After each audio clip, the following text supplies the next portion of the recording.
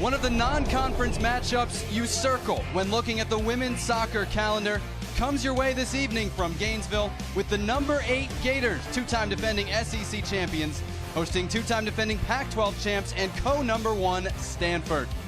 From Gainesville with former Florida national champion and 3-time Olympic champion Heather Mitts, I'm Jonathan Yardley. We've been pumped for this one for a while. Two of the best teams in the country. They usually have most of the ball. They're going to have to share it today, going head-to-head against another power. Absolutely. One of the things that I found really interesting when talking to both of these coaches, they kind of echoed the same sentiment. They said it's very early in the season. Both of our teams have a lot to improve on.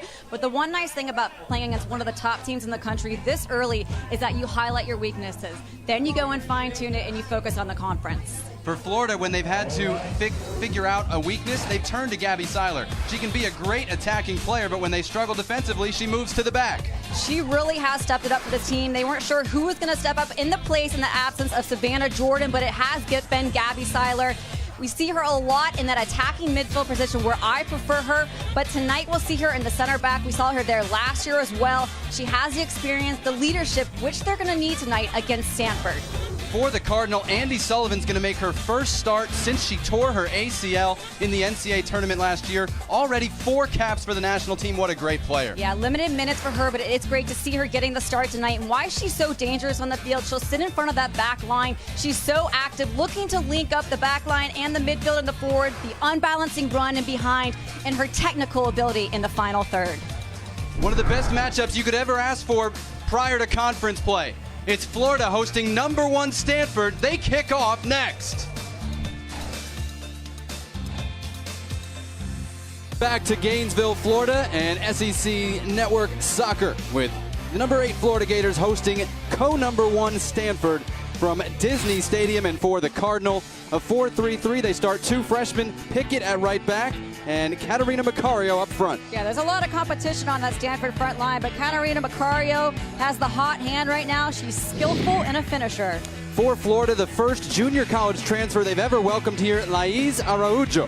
And I asked Alan Kirkup today, what makes the Brazilian so good? He said, she's a Brazilian, but she's the connector on this team and has amazing penetrating passes. You see Gabby Seiler starts at the back there. We'll talk more about that and more about Deanne Rose as well, one of the scoring threats for Florida. This, Heather, so much fun for us to see. Again, as soon as we get the schedule, even before we know we're working it, you say Florida, Stanford in August. I'd like to be there. Oh, heck yeah. The way these two have battled over the last couple years, we just are expecting another great one. Underway between the number 1 team in the country, one of them anyway, Stanford in all white and Florida in black and blue. At home at the Disney Lacrosse Stadium. They usually play at this time of year in the track stadium. A few problems with the PA system over there. So we're at Disney where they play their postseason games, and it's actually a bigger field, which for these two teams might mean we're in for a treat. Michelle Shao off the Stanford left wing with the big diagonal switch for Kira Carusa. Into the penalty area, going end line, and ran out of room. But already that big diagonal switch that Stanford loves. Yeah, we saw the left forward show playing a great little diagonal ball in behind. Carusa taking the ball out of the air, and a great quality chance for Stanford. Paul Ratcliffe in his 15th year at Stanford. Tremendous record. And for the Florida Gators, Heather, Mitts, quick hits. Well, for Florida, it's right now their defensive set pieces. They have an experienced goalkeeper in there who struggles in traffic, so individual defending is going to be crucial, and also possession. You know, usually Stanford is the one that's used to putting pressure on these teams, so if Florida can make them chase, then they've done their job. The other freshman starting, Kiki Pickett for Stanford, gets forward here, and again it's Carusa against Florida's Rachel Smith. Smith got the better of that one, got it away to Laís Araujo. We're just going to call her Laís. That's what she went by for Brazil in the Under-20 Women's World Cup last year, where she captained Brazil. And again, the first junior college transfer Florida's taken. She'll be in one of those 3 attacking midfield spots for the Gators. Probably not the same one all night.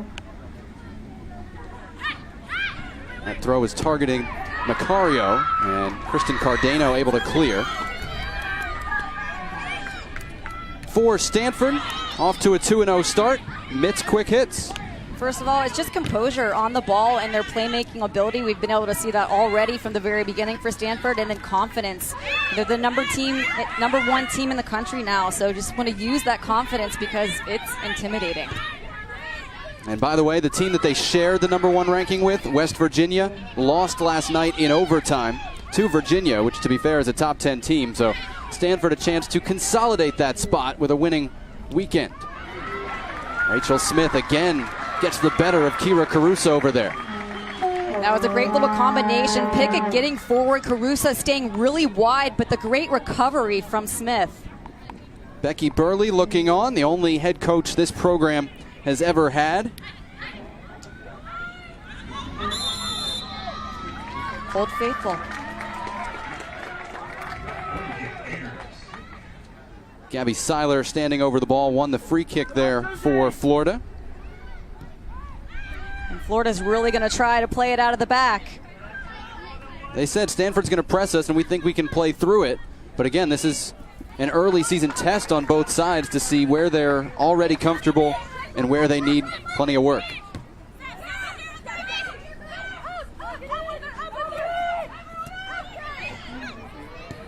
Cardano coming out of the back to Brianna Solis. Spent the summer training with the Orlando Pride in the NWSL in her hometown. Now Espinoza had it stripped. And Cardano able to come away with it under pressure from Jordan DiBiase. Susie Espinoza is not Florida's normal starter. This is just her 3rd start, and she hasn't had to make a save yet. Kaylin Marquise has a hand injury. They don't expect her to miss the whole season, but she's not available yet. And so it's Espinoza, backed up by a true walk-on, in goal for Florida. Michelle Shao tried to test her, can't hit the target. Nice little cut from Shao right there. But yes, the inexperienced goalkeeper, it's going to be a true test for her tonight, but Shao's being very active on that left side. There you see Kaylin Marquise with the cast on her hand.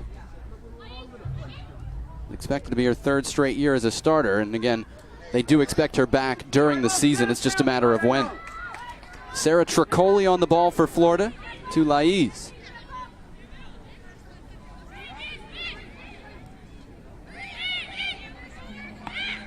Now Solis will bring it outside for Laiz. Deanne Rose, the Canadian international, waits in the middle, the most maybe dynamic newcomer to this team. Laiz back post, headed away by Tegan McGrady for the game's first corner kick. And Laiz did a nice job of staying nice and wide. Solis able to find her open, and what a great little cross in there. Good header away by McGrady.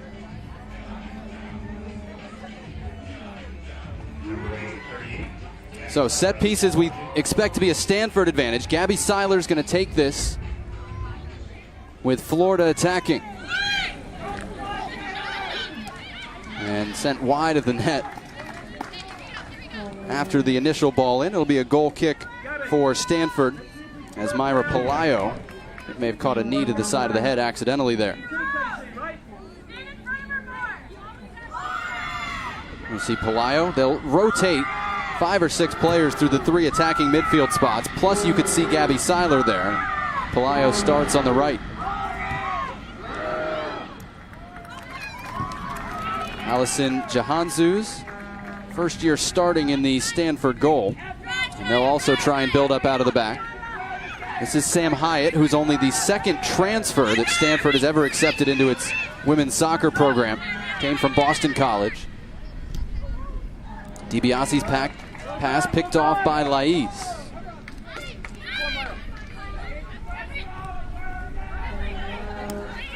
Sarah Wilson starting at right back, and now Cardano goes long. Deanne Rose only had 1 touch so far. They're going to want to get her involved. This is Tricoli to Pelayo. Good run by Parker Roberts into the penalty area, and it's knocked away by a combination of Alana Cook, the tall one, and Kiki Pickett, the short.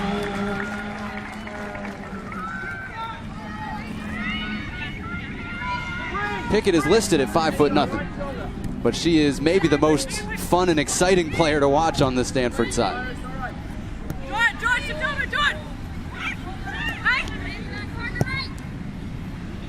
Hyatt's pass picked off, but the second ball won by Shao for the Cardinal.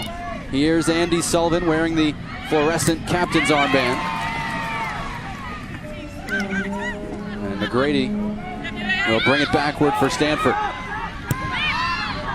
A lot of talent on the field. Stanford has 8 starters who have played for U.S. youth national teams in the last year, plus Andy Sullivan, who's played for the full national team. And Macario, if she was eligible for the U.S., she'd only moved here from Brazil when she was 12, probably would have been capped as well. Yeah, my goodness, you look at their bios, and every single one of them has national team experience. And Becky Burley even said they have the pick of the litter. Upset in the second round of the NCAA tournament last year by Santa Clara, as Espinoza clears that one out of the bag. Florida lost on this field to Auburn in the round of 16. Premature for what they were hoping for. Offside call against Stanford here. Offside call. Free kick. So these are the numbers on Stanford last year. Dominant in the regular season. Lost at home to Santa Clara in the same game where Andy Sullivan tore her ACL. They lost in overtime. You win the Pac-12 back-to-back years the way they have. You're a great program, but they haven't been to the College Cup since beating Florida in penalty kicks to get there in 2014. That's only 2 seasons away, but at Stanford it feels like a while. Florida does break Stanford's press here. Wilson looking long for the run of Rose. And broken up by Alana Cook for another corner. Yeah, and that's what's going to need to happen is the outside backs do need to come forward and be able to get some service off and be able to be aggressive in the attack. Great little ball right there from Wilson, bending into Rose. To not one of her best touches, but a great opportunity for Florida. Deanne Rose, still only 18. Born in Ontario to Jamaican parents. Olympic bronze medalist, I should say, last year with Canada. Seiler playing it back post, but Rose was offside, and it runs out for a goal kick. Goal kick, hard. Seiler last year was one of the keys to Florida's season. When she moved from midfield to defense, that's when they started to go. And they didn't win the SEC regular season, but they won the tournament, beating both South Carolina and Arkansas. But then upset, as we mentioned, by Auburn. And Savannah Jordan and Maggie Doherty-Howard, both professionals, among the key players departed. Yeah, it's amazing how versatile she is. I do still think that attacking midfield role is her best position, but it's nice to see her be able to come back in this back line. I do think she calms things down. She's so smooth back there. She has amazing vision. Look at this. They're twice as good defensively, at least last year, when she was at the back. I believe it. I think she calms Cardano down. She keeps people in check. And by the way, those weren't all in the same position. She played right back, left back, and center back. You said she was versatile. Basically, she could play anywhere except in goal. Only her second year eligible to play for Florida after transferring from Georgia. And she's already got her degree from Florida, by the way. She's enrolled in a master's program for the fall. We'll see where Seiler winds up. Right now, she's at left back with Rachel Smith at center back.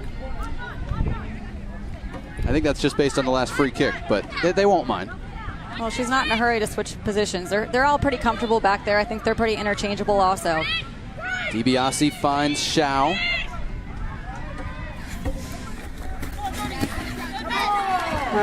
And the throw-in goes Florida's way on that near side. DiBiase, one of those with the U.S. under-23 national team over the summer. She scored the game winner in the regular season when these teams met last year. In overtime. It's going to be a theme. And Stanford has a dangerous free kick here in the 12th minute.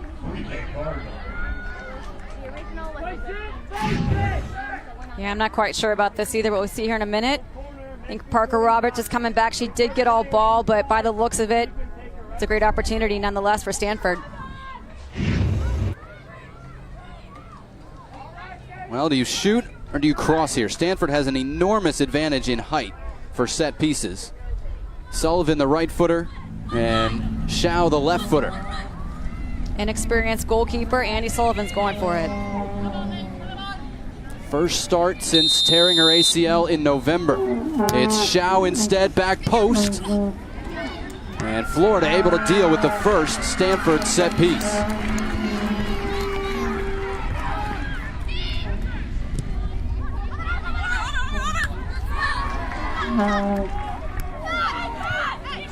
Stanford, 8 players in its lineup, 5'6" or taller.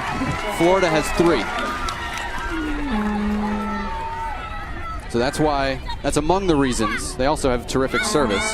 That Becky Burley was so concerned with defending free kicks, corner kicks, and the like.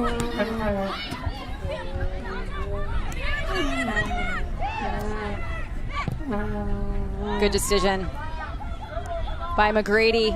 Wide open there on the right for Cook to take that space. Tricoli got it to Solis.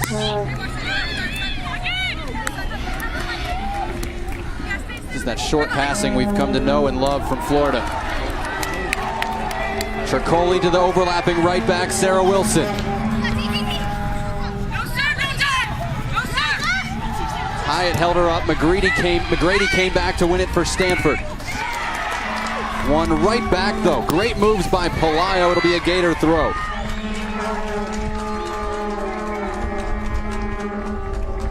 Just good work in the midfield. Tricoli was coming back. Her and Andy Sullivan have been going at it since the beginning of the game, and just a lot of nice composure on the ball. Nice job on the right flank too, adding numbers. Stanford's doing a nice job of dealing with it as well.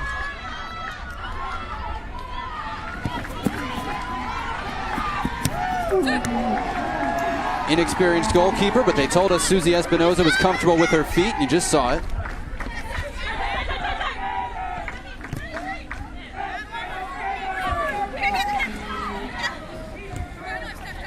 Seiler looking for Rose, and it was well defended by McGrady. But here is Deanne Rose. Numbers up for Florida. Laiz pointing instructions. Wants to hit it herself. And sends it up toward the locker rooms, but not a bad effort or a bad time for Laiz. Now, after our game on the SEC Network, they're going to go across campus. Volleyball doubleheader starting at the O'Connell Center at 7 o'clock. Number 1 in volleyball, Texas, taking on number 12 Florida. That's coming up after our game on the SEC Network and streaming live on the ESPN app. We'll also have Utah against Kentucky in volleyball later on tonight. Macario had a half step on Cardano. Seiler able to slow Stanford down. Tierna Davidson moves it wide. This is Kira Carusa. Got Rachel Smith going down, played it across, and Cardano was there.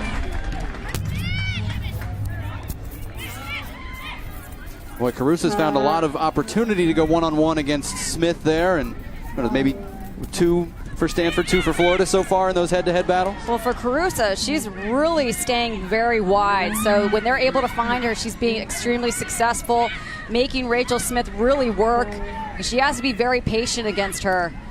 She led the team last year for Stanford with 10 assists. Long ball out of the back by Wilson, and Sam Hyatt controls for Stanford. Jahansus has to concede a throw-in though.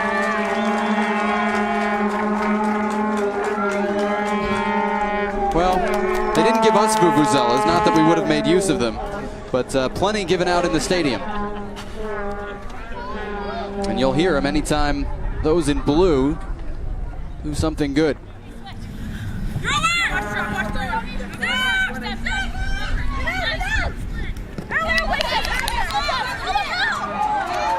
They will give that throw in to Stanford. Our referee this evening, Rebecca Pagan. The assistants, Brooke Mayo, Natalie Simon, and Jamie Willis, the 4th official. Both teams come in 2-0, and both teams have dominated the shot count in their openers. Florida needed overtime to beat Florida Atlantic on a Seiler penalty kick before taking down Troy 5-0 on Sunday. Stanford was up at Marquette in a tournament and used big second halves to beat both Marquette and Wisconsin convincingly. Outshot Wisconsin 17-1. Rachel, take it! I think that's what Paul Radcliffe had said. Some of the things that they needed to continue to work on was just the partnerships, the combination play, and knowing when it's on. They got 2 freshmen in the starting lineup, but they've got several more who we'll see off the bench. And we told you Andy Sullivan making her first start of the year today. She had played as a sub in both games up in Milwaukee, played about 30 minutes in each, coming in late first half, leaving early second half. She starts today, but she is still on a minutes restriction. Not given an exact number, but they're being very careful, more careful even than Paul Radcliffe told us Andy Sullivan would like. Yeah, I think it's hard for players because they want to play no matter what, so I think it's great. Sullivan thought she was coming off there, but it's actually Jordan DiBiase coming out, replaced by Jay Boissiere, who had started in Sullivan's spot in the Wisconsin tournament and did a terrific job, really. So rare to see DiBiase come out. So it's Boissiere, Sullivan, and Davidson in the middle, and Sullivan's the deepest right now. Once you come out in the first half, you can't come back in the first. Everybody eligible to start the second, and then everybody gets one chance to re-enter in the second half. So we won't see DiBiase again until the second half. And if you were going to sub Boissiere for Sullivan, that opportunity is now lost in the first.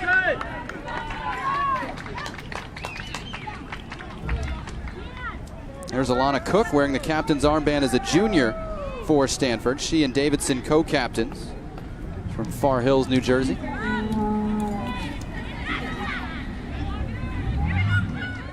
They got a lot of California kids, but they bring them in from all over at Stanford. Andy Sullivan is a Virginia product herself.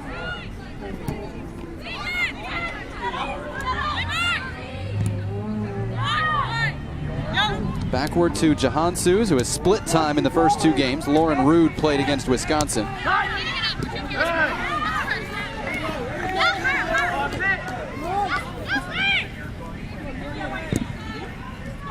Into the middle of the field for Florida, this is Tricoli.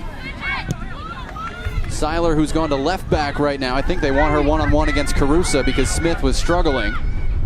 There is Rachel Smith clearing for Florida. Yeah, and I think that's actually a good call.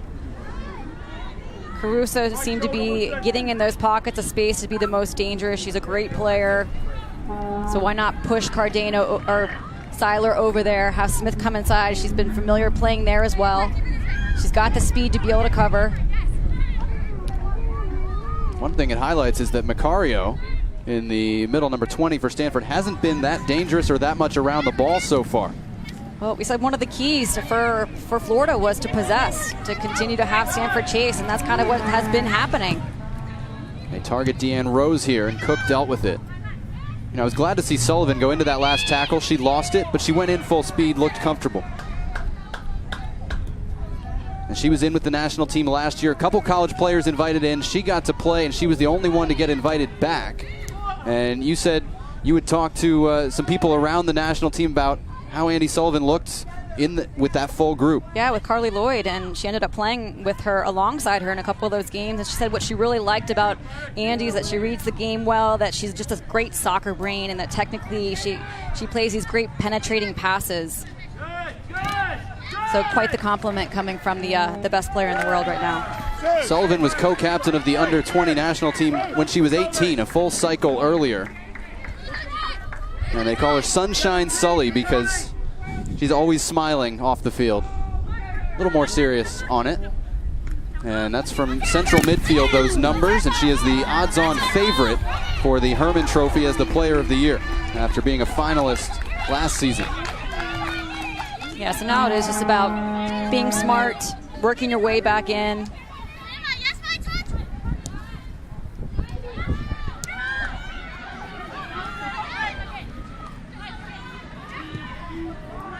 Smith couldn't connect with Laiz. Laiz is calling for the press as Kiki Pickett prepares to deal with it.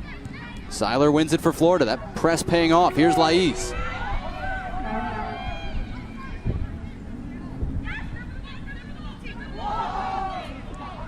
Well, there's a lot of flash.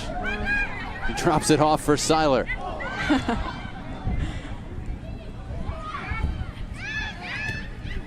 I always wait for the substance when the step overs start coming. There's Macario with a good touch, gets it back from Carusa. Boissiere is the target, and Rachel Smith just got a heel to it. Still in Stanford's possession, though, with Carusa on the run. Good pressure here from Kira Carusa. Relentless. Comes away with the ball. Couldn't get it to Davidson. Didn't have enough power on it.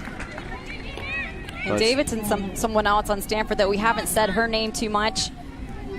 Her and Andy Sullivan, very active usually in there in that defensive midfield role. Not enough touches for her, but I do think DeBassier, when she's come in the game, has really changed it, brought a little bit more energy off the bench. Here's Michelle Shao interchanging with Tegan McGrady. Tierna Davidson back to Boissiere. Gave that one away. Parker Roberts up to Deanne Rose. One of the rare back-to-goal touches she's had, and again turns it over. All Stanford at the moment.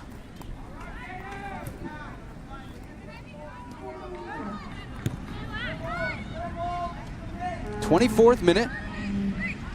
No really tight scoring chances for either team so far. Just a couple of shots each way. Wilson clears that one, trapped by Sullivan in the center circle. Great touch to get away from Tricoli. Out wide for Shao. Michelle Shao, 1v1, lays it off. Just too far for Sullivan, who lost her footing as well. And the game's just been being played in the midfield. Just a battle between the two teams. The one bright spot I will say is Carusa and Shao. They've had some nice looks up high and wide, but the final pass is just not there. Davidson in the attacking third. Tierna Davidson into the box, left-footed shot. Espinoza stops it. The rebound is a goal. Macario, every game she's scoring for Stanford, and the Cardinal go on top.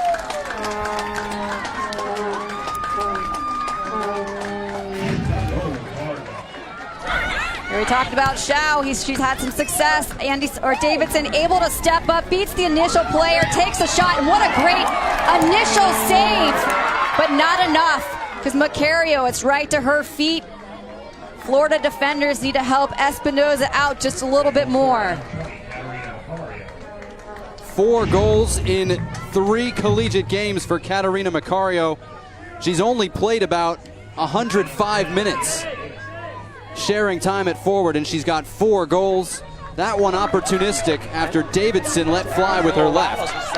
And as you can see, Andy Sullivan in through 25 good minutes. Taken out for Stanford. Nice to do it with a lead. So Savannah Coleman, number 14, a freshman, in for Stanford.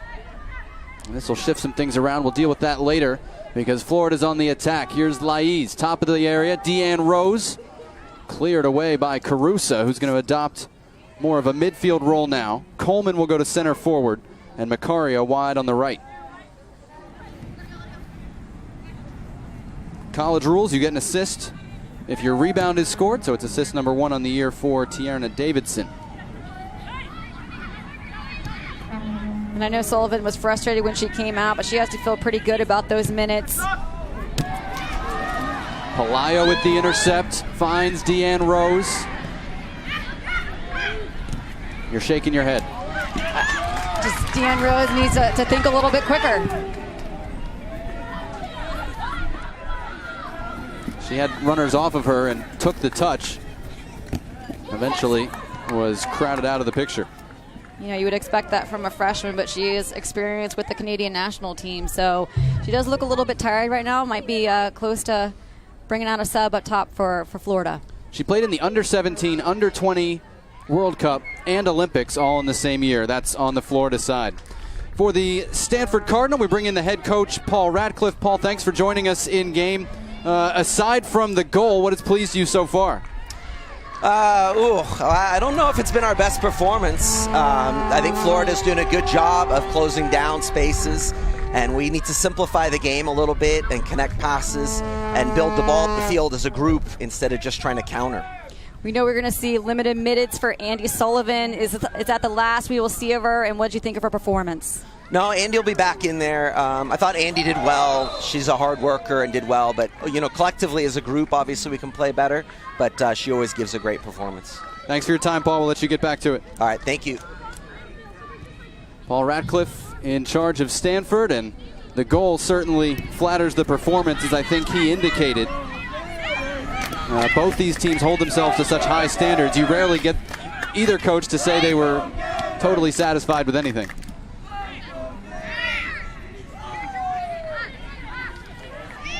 Again, Sullivan played 25 minutes, and he indicated that we will see more from her, so that would be an increase in minutes from the first weekend of the year. Here's Rose, pulls up, and her cross with the left is blocked. Tegan McGrady down in the corner for Stanford, slamming the ground with her hand. Just hold her ankle. I didn't see what happened. Not a favorable reaction from McGrady, the junior from San Jose.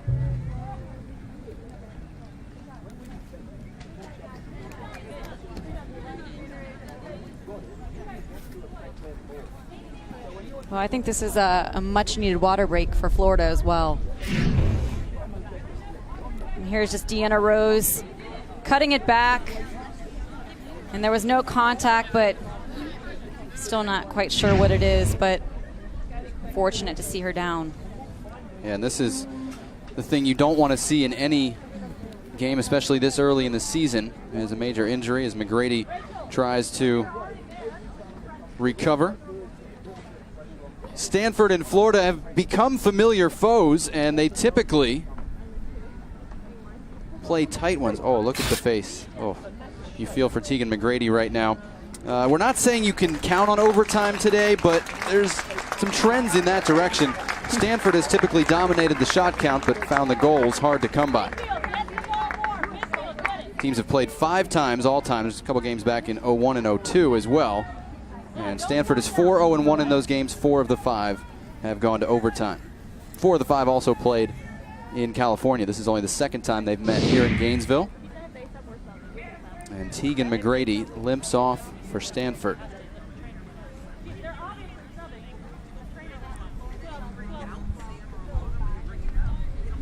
Paul Ratcliffe instructions for his group, and Florida getting permission. That was the voice you may have heard, Becky Burley, getting permission to sub on the Gator side. So now we see Butters coming back in the game for Florida, who had been starting. The outside back spot is a bit of a revolving door for Florida. And Stanford, we're going to see Beattie Goad, the Australian left-sided player, come on for McGrady, presumably at left back.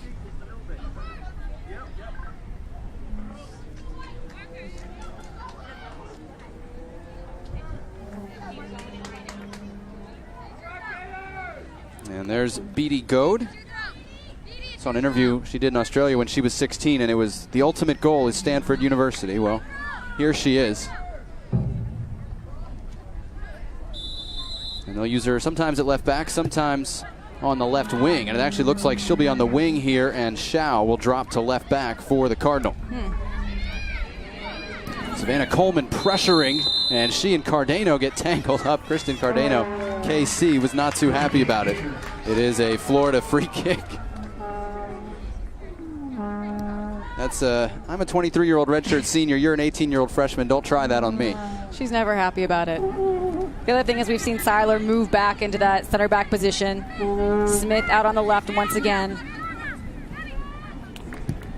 Are we keeping track of how many different positions Gabby Seiler plays and how many times she switches? Already lost track. It's a handball call against Solis. She started, I think, at 6 different spots last season. Stanford leads 1-0 on a 25th minute goal from Catarina Macario, Brazilian-American who broke the ECNL, the Elite Junior System scoring record, despite missing a full season due to an ACL injury. Just ridiculous youth scoring record. And again, Brazilian native, but has lived in the U.S. since she was 12. And I believe the word is she'd be eligible for U.S. citizenship in 2020. Nice. And they're hoping she does hold on and play for the U.S. Stanford very happy to have her, and very happy to have Savannah Coleman, 2 freshmen up front. They're both in there right now. Boissiere coming back defensively for the Cardinal. Temperature in the high 80s. Muggy as well, as you would expect in Gainesville in August. This is Macario pressuring Rachel Smith. Lays it off. Here's Coleman. Tried to make one extra pass. Beatty Goad on it now. Brings in Shao. She had an uncharacteristic bad touch. It's Deanne Rose working all the way back with the ball. Goad strips Sammy Betters. That came off the hand of Parker Roberts, but not intentional and not called.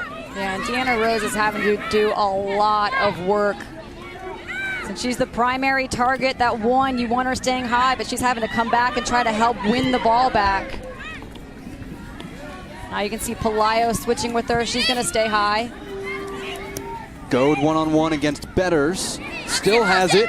Beatty Goad cutting it back. Great turn by Coleman. Can't find the finish to match. It took a deflection. What a great reception of that pass to set her up. Meanwhile, on the Stanford bench, Andy Sullivan, Sunshine Sully, trying to cheer up Tegan McGrady. It's a good teammate. Yeah, but what a great chance by Coleman. And we talked about those set pieces, how dangerous Stanford is, especially with the inexperienced goalkeeper in there. The height advantage that they do have. First corner kick for Stanford. They had one free kick earlier. Shao with the left foot looking for Davidson. Parker Roberts was right there with her, and that was important for Florida. Second phase still going on. Boissiere sends in. Coleman is open. And just saw it glance off her forehead into the corner. Deanne Rose, all with the back heel. Gets around Goad and turns it over.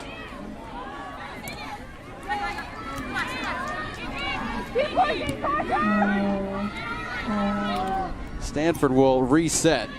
And it seems like they have found more of a rhythm over the last maybe 20 minutes. Well, we talked about in the very beginning, the battle was in the midfield, and quite honestly, I felt like since Boissiere, since she came in the game, she brought in a spark off that bench and really got in there. She was having great movement off the ball, was able to link the lines together, and then we're actually seeing Stanford also able to spread out when they do not have the ball and they're making Florida chase. 3 subs for Florida here in the 32nd minute. Sarah Tricoli, one of those coming out. There you see Julia Lester. And we're also going to see our first look this season at Melanie Monteagudo. Been battling with a calf strain, didn't play last weekend. And they're real high on Monteagudo and what she can bring to this team from an offensive standpoint. Happy to have her back from that injury. And also with that sub, Gabby Seiler went from center back to attacking midfield. Rachel Smith back to center back, Julia Lester to left back. Can you follow all that? Barely. I know you can. Long ball between Betters and Monteagudo, who's going to go up front. Monteagudo applying pressure. And Jahansus again clears it up into the stands. Great grab down there by a young man with a vuvuzela. Props to him.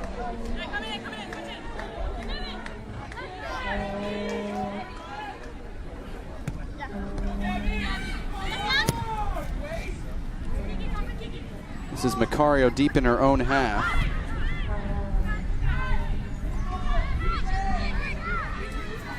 And you know, you're mentioning Laiza's name a lot in the very beginning for Florida, and quite honestly haven't been able to mention her name at all either. So very quiet on the Florida side.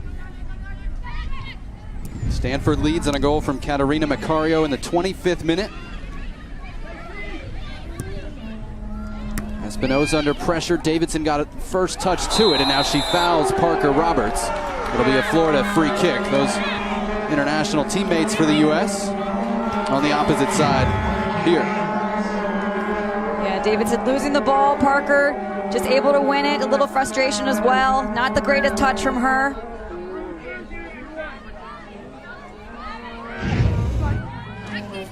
There's Tierna Davidson. Kristen Cardano moving up the field. Monteagudo the target against the 5-foot-tall Pickett. Handled it without any trouble. And Jahansus, they call her AJ, at the back with it. Having taken over for Jane Campbell now in the NWSL with the Houston Dash. Campbell actually had the decisive penalty kick against Florida 3 years ago to send Stanford to the College Cup. Jahansus, a redshirt junior, has been backing her up for 3 years. Beatty Goad now, waiting for the overlap and overhit the pass for Davidson. And each team will make a change here with Samantha Chung coming on for Florida and Mariah Lee, number 3, coming in for Stanford.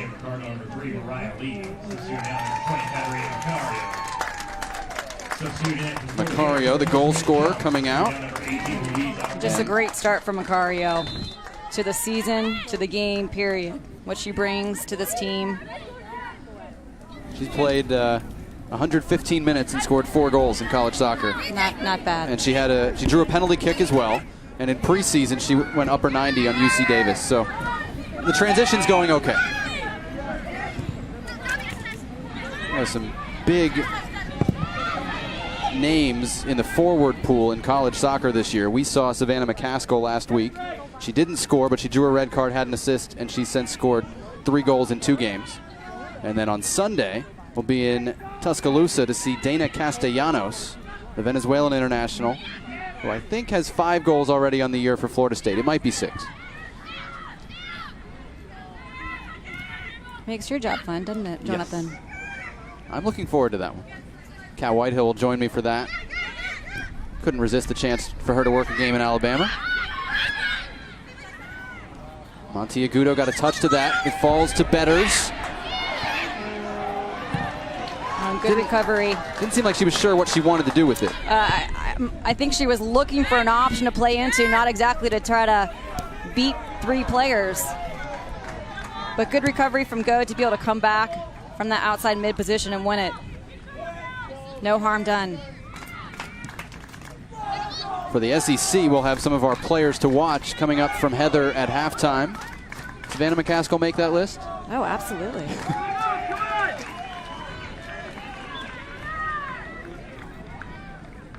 We'll also preview that game, Florida State and Alabama. Heather's SEC players to watch. And we'll tell you about Becky Burley's parents. Unfortunately, lost this year and remembered by the Florida soccer program. That's all coming up at halftime. Gabby Seiler on the ball, trying to find Monteagudo. It's cleared away by Sam Hyatt for Stanford. Here's Cardano, wants to step into the attack.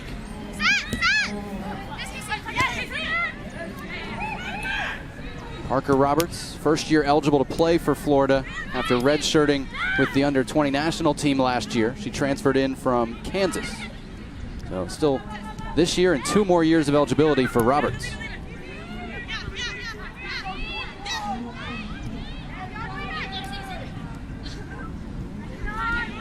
Here's Boissiere. Battled injuries earlier in her career, healthy now and contributing to this dangerous Stanford team. Mariah Lee trying to get onto the end of that. Julia Lester brings it out of the back. This is Tess Sapone, who's into the midfield in place of Solis. Again, Stanford in the coaches poll was co-number 1 with West Virginia this week. West Virginia lost in overtime to Virginia last night. Megan Reed with the game-winning goal on a scramble after a free kick. Parker Roberts still going into the penalty area and well recovered by Shao, cleared by Alana Cook. Now tomorrow, our countdown to the college football season here on the SEC Network rolls on. We'll have you covered with team previews. Kentucky at 7, Georgia at 7:30, then Florida. Auburn wraps it up at 8:30. That's Saturday. on the SEC Network, presented by Auto Owners Insurance. You can also see it streaming live on the ESPN app.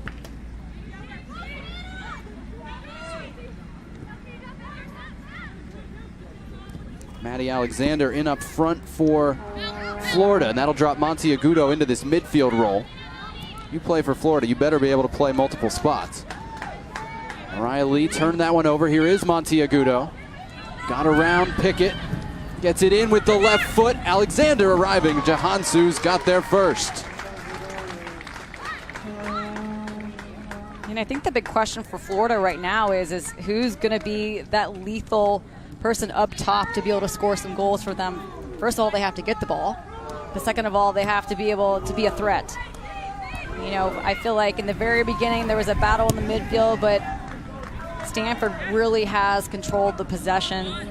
They have more energy, and now they have the ability just to knock it around and make Florida chase. Deanne Rose, scouting report-wise, is supposed to be that player. It's hard to leave it up to a freshman, no matter how accomplished.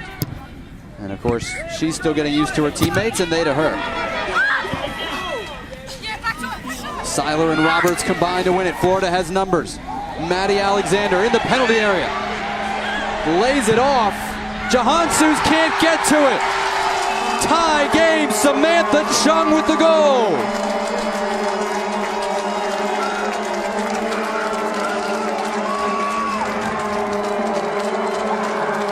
And you know what? I want to give all the credit to Parker Roberts because she wants it. She's getting in the box. She's making things happen. And I do believe that this is Samantha Chung's first touch of the game since she had been inserted in. Not bad for her. Nice little bent ball. Quite honestly, I'm thinking that Stanford's goalkeeper should have maybe gotten a hand on that. Parker Roberts helped set it up. Maddie Alexander then fed it to Chung. She'd only played 38 minutes coming into the day, and Samantha Chung from outside the penalty area. And as Heather said, it's one Allison Jahansus is going to want back. She had one of the early season plays of the year for Stanford, saving a penalty kick against Marquette that could have put them behind. But that one, it looked like she saw it a little late and saw it go under her hand. And we knew we'd get a close one. Florida gets the tying goal 5 minutes before the half.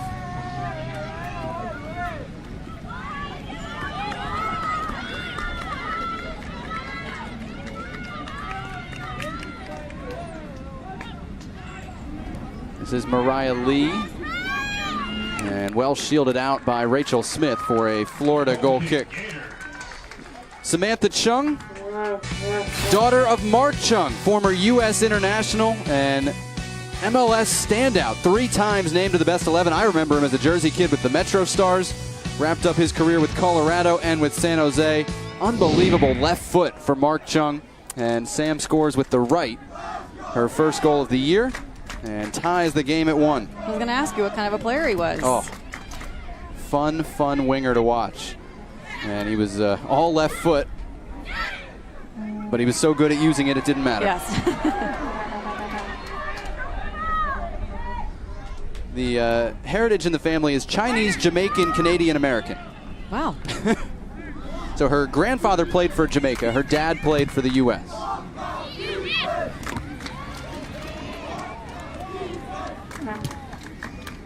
Avery Collins into the game for Stanford. Came in after the goal, number 22 here. And she commits the foul on Seiler, who, since moving to midfield, has been everywhere.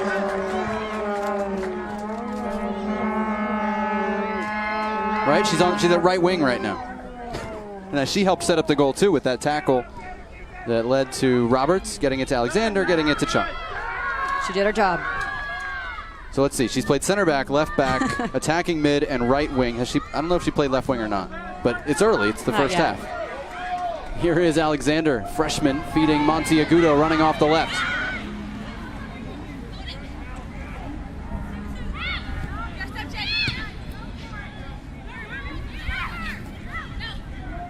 Monteagudo going against Lee. That cross coming in. Seiler, the target. Still in play, Gabby Seiler. couldn't keep it in finally. You could tell from her body language it ran out. She was deciding what to do. It looked like she was going to wind up and volley it, but then it just skipped a little bit on her. Thought she could keep it in, but Stanford's ball. Gabby Seiler, an outstanding basketball player at McIntosh High School. Most points for a basketball player, male or female. I think it's a good thing she focused on soccer.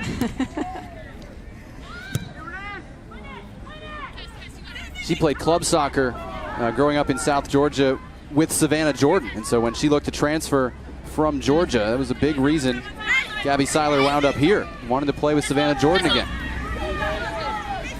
Only got to play together last year.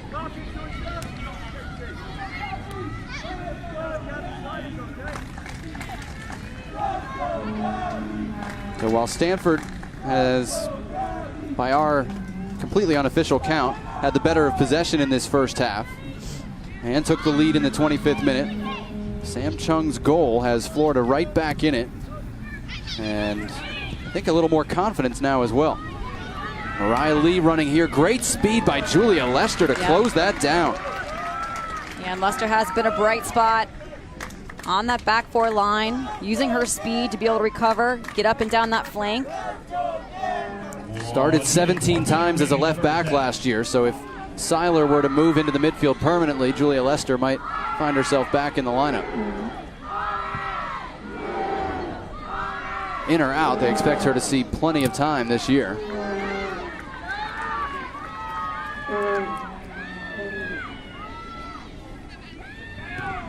Great atmosphere at Disney Stadium, the lacrosse facility. The soccer team uses some of the time here in Gainesville.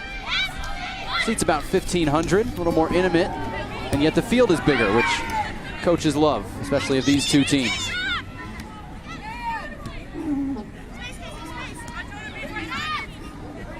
And good composure right there for Cardano and Smith. That was for the tackle earlier that Coleman made, right? Final seconds of the first half. It's been just what we wanted. A goal from each team, attacking soccer, and I think the coaches got what they wanted too, some things to work on going forward. It'll definitely be interesting to see how they come up out in the second half, changing their tactics and their lineups. Stanford won and Florida won through 45 minutes in Gainesville. So much coming up at halftime. We hope you'll stick with us. And of course, plenty more to come in this game. Macario for Stanford, Chung for Florida, all square at the half.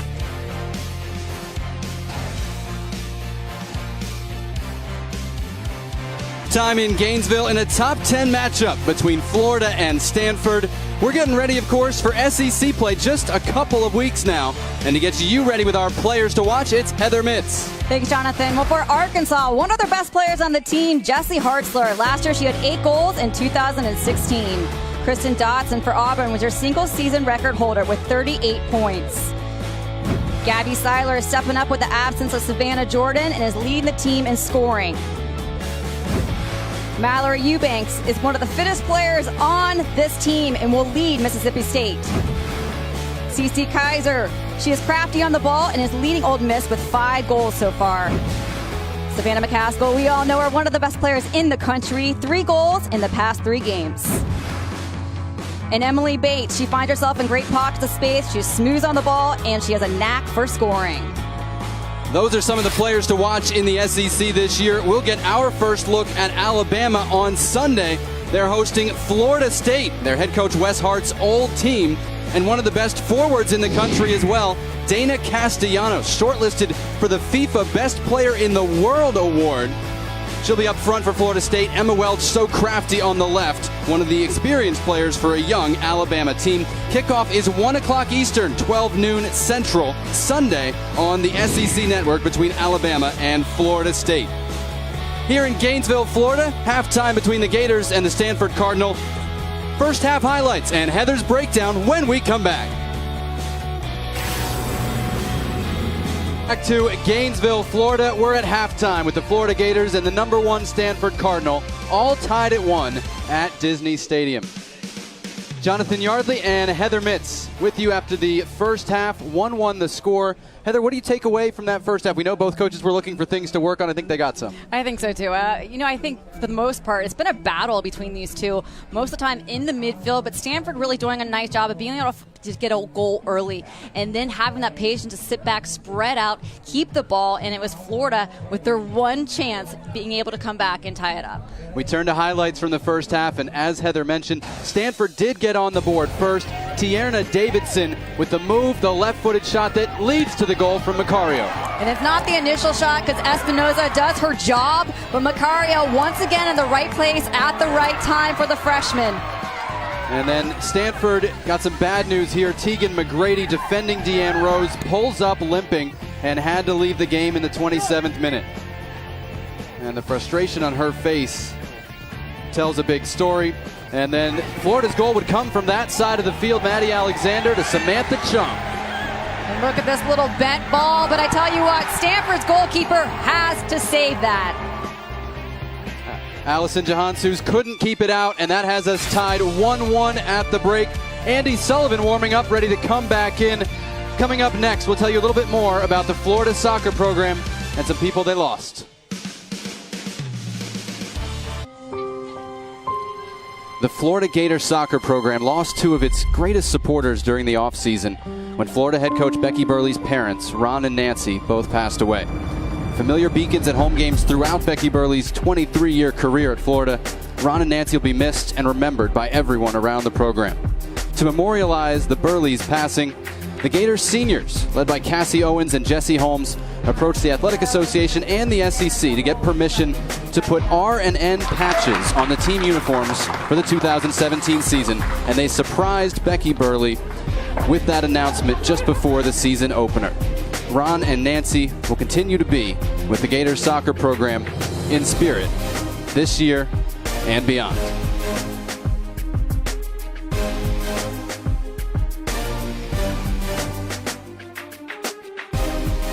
ESPN's SEC network coverage of college soccer. 1-1 between Stanford and Florida on goals from Katarina Macario and Samantha Chung.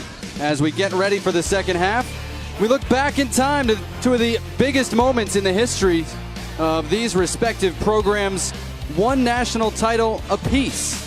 And for Florida, of course, 1998 against North Carolina. Fotop, the free kick, and our own Heather Mitz was all tournament. The national title for the Gators in 1998, 26-1 that year, avenging their only loss.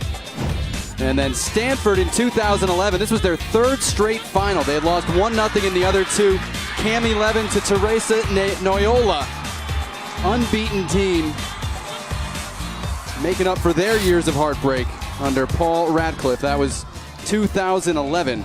The Stanford national title, and Becky Burley, of course, was in charge for Florida's as well back in 98. She started this program when she was in her 20s.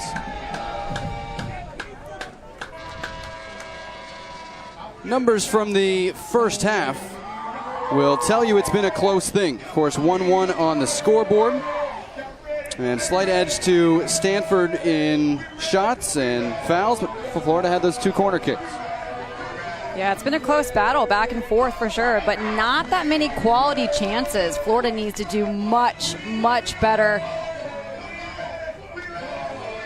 Now, we told you it's a muggy one, and we do have a change in the center. The referee for the second half will be Natalie Simon, who was one of the assistants in the first, and Jamie Willis, with whom she was conferring, will move from being the fourth official to running one of the lines. So Rebecca Pagan was feeling the effects of the heat, and Natalie Simon will take over for the second half.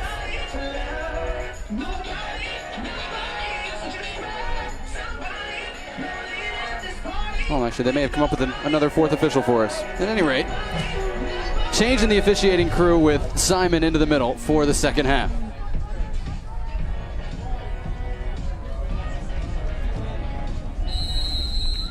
Underway in the second half, Florida and Stanford tied at 1.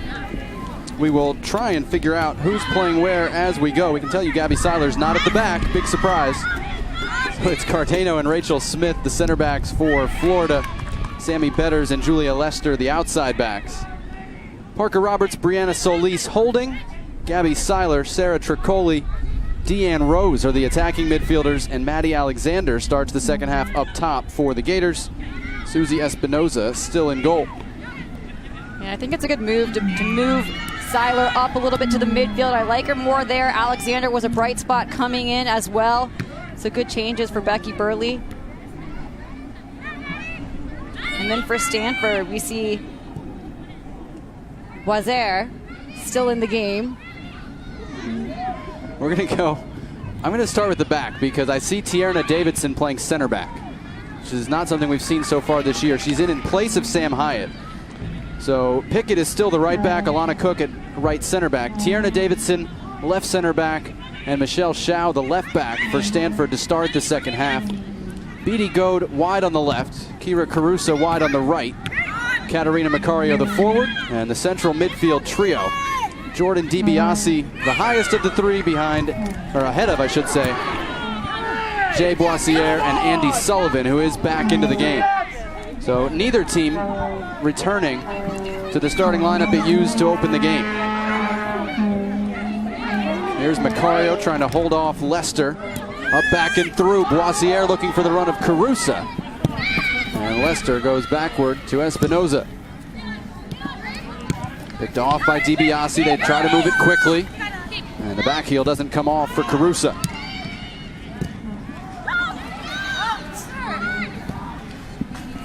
Stanford with that pressure, forcing a throw in here. Early stages of the second half.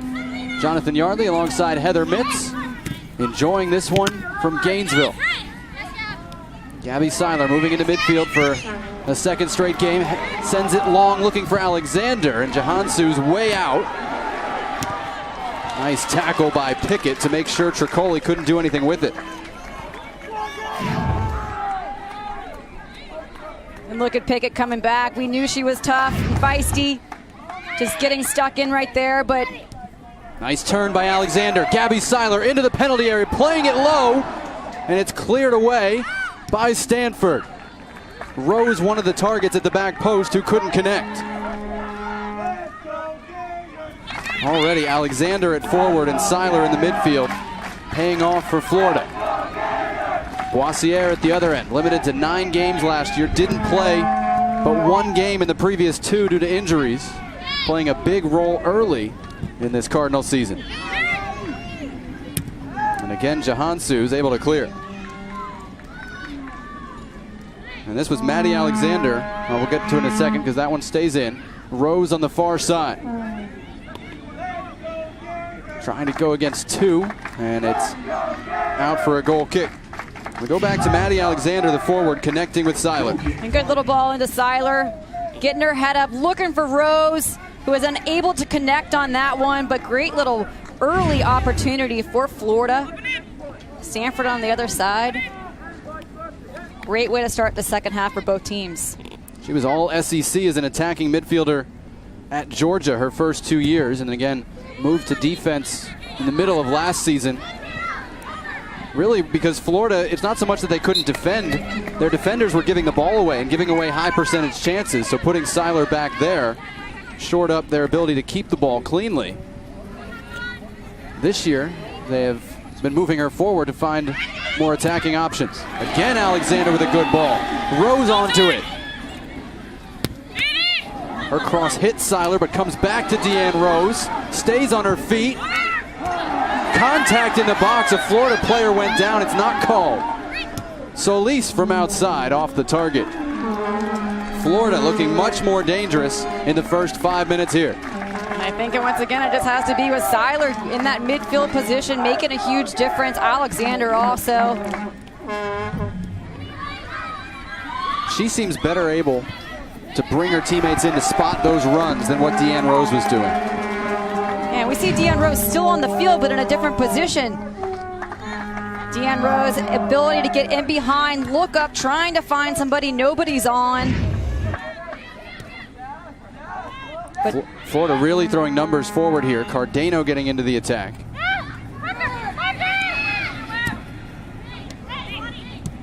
Rose top of the box looking for Tricoli. Now Brianna Solis. Seiler. Gabby Seiler with the right. It's deflected and goes wide. Davidson got ahead to it. That might have saved a goal. Johanssou's taking no chances. Makes it a corner kick. And Seiler looking up, realizing she doesn't have any pressure on her, decides to try to bend that one, and Davidson able to get ahead on it.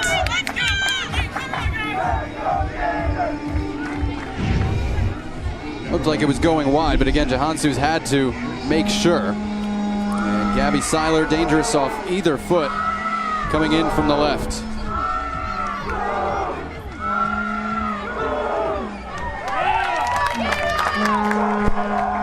Third Florida corner. Brianna Solis. Can't beat the player at the near post. It'll still be Florida ball on the near side. Lester throws for Seiler, turning Davidson, playing it low. It was blocked there by Pickett. Carusa needs some help. Macario was running away from her just when she was looking for an option, but Stanford able to find Macario now. DiBiase really making a good run. The timing wasn't there. Big switches on for Boissiere, but Betters intercepted for Florida. Oh, and she was on too.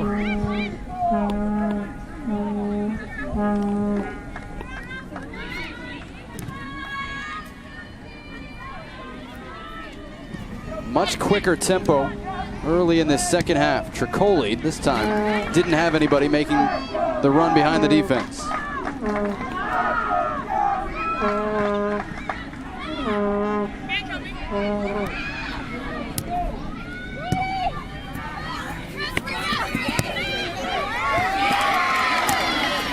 Lester with the intercept, can't hold on to it. But Florida has upped its pressure here. Carusa, great touch for DiBiase. Has Boissiere in behind the defense. Jay Boissiere for Stanford, it's over the top. What a great run though in combination play right there from Stanford. Nice little build up. Look at this little back heel, the composure, knowing she's there. Boissiere in the space. What a great recovery from Betters to be able to come over and put some pressure on her.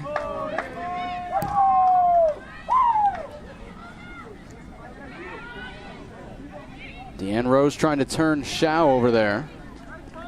Again, Tegan McGrady, the Stanford left back, left injured in the first half. No further word on McGrady, but Shao starts at left back. And again, Tierna Davidson at center back in this second half. This is Tricoli for Florida. Caller Mish comes from Michigan, and she wins a free kick for the Gators. And you would figure she'll be one of the prime targets here at 5'11". She is, again, one of the only Florida players who's really got a lot of height.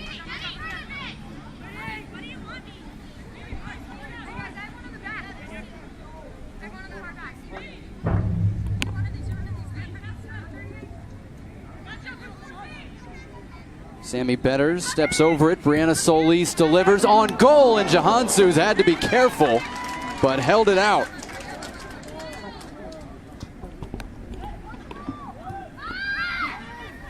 First official save for Johanssou's.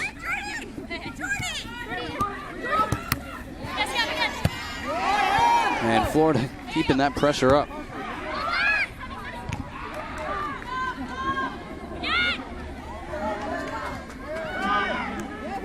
Roberts with the heel to Alexander, and Pickett blasted out of bounds. Should be a Stanford throw, and it is. Came off of Seiler.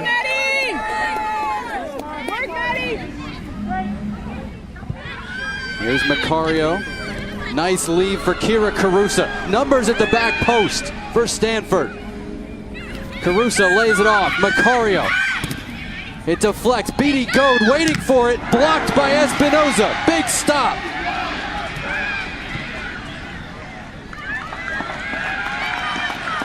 And we weren't sure what to expect out of Espinoza, but she's made some great stops tonight. DiBiase's header is wide. A foul was called before that anyway. Beatty Goad had a chance for Stanford a moment ago. Now, one of the biggest concerns tonight was the inexperience of Espinoza, but I tell you what, great build-up from Stanford. Nice early shot, her ability to come off the line and read this one and keep her team in it.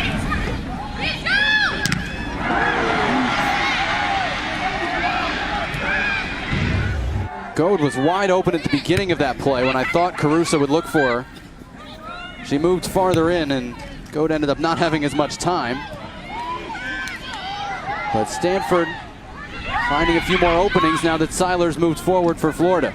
It's almost like Florida's committed to being more attacking at one end and is giving away opportunities at the other as a result.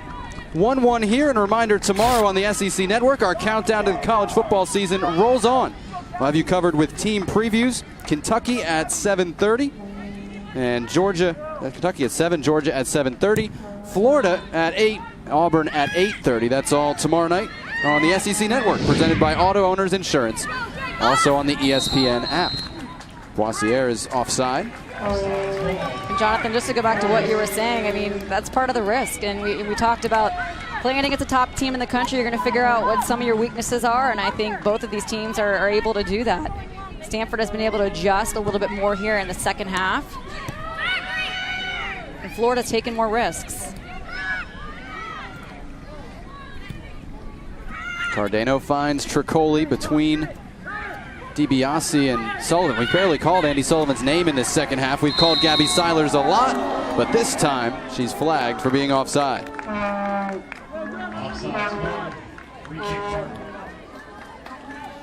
If you're Stanford, how do you respond to some of the urgency and some of the changes that Florida has made, including putting Seiler higher up the field? Well, I think obviously you have to be aware of where Seiler is because she is so dangerous and creative. But I think the combination play between Macario and Carusa and then also Boissiere has been so good in the midfield and the forwards that they have been dangerous. So now it's a matter of finding them. Pickett and Alana Cook combined to win it for Stanford.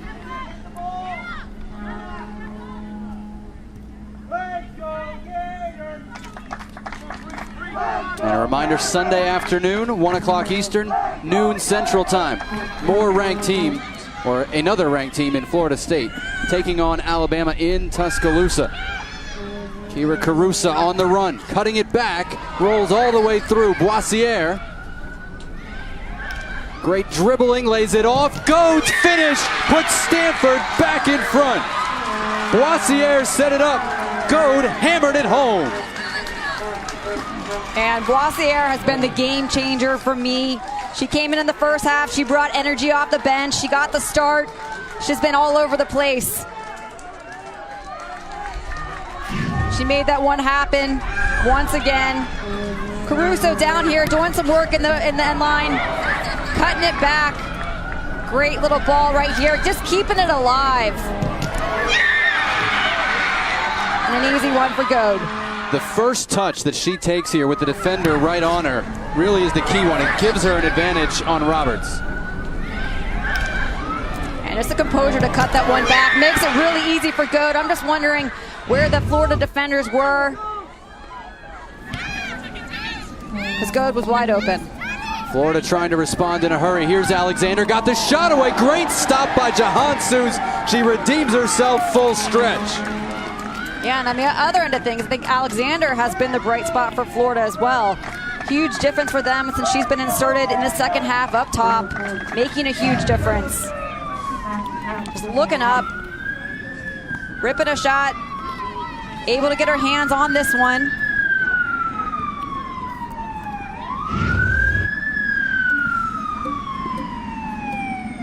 And Madison Alexander, her second career start. She had started the opener against Florida Atlantic, came off the bench against Troy, another Michigan product for Becky Burley, and maybe making a case that she and Deanne Rose can play together and should be in there together. She's trying to hold it up here off the throw-in. Better's cross hit Andy Sullivan. Falls to Rose. Onto her left. DiBiase heads away.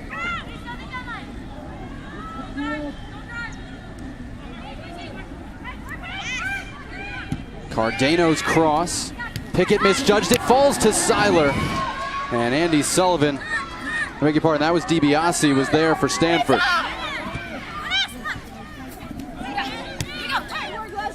Could see the idea there by Seiler, but it turned over. Stanford gives it right back.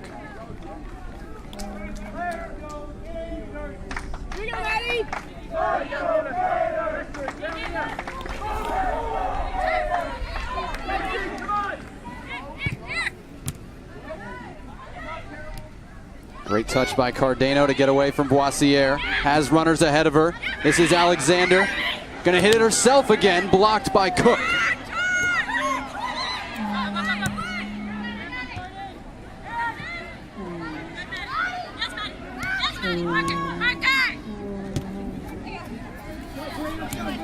Florida setting up camp in the Stanford half at the moment. Solis.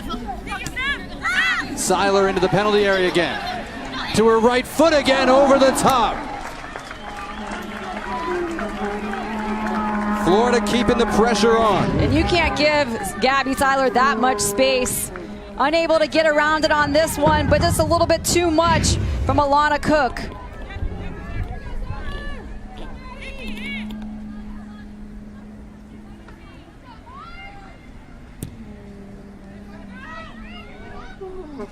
Had more shots in the first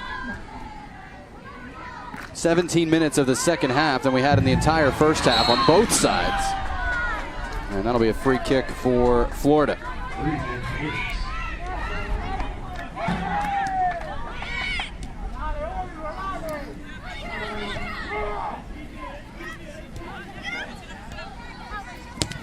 Rachel Smith long out of trouble. Madison Alexander chasing. Alana Cook playing it safe. Out for a throw-in on Florida's left side. Well, the energy has been better from both sides, and I do think that the changes that they made at halftime have made a huge difference.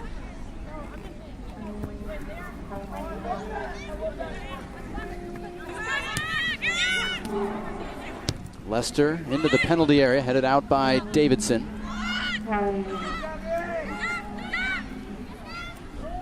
Seiler twisting and turning.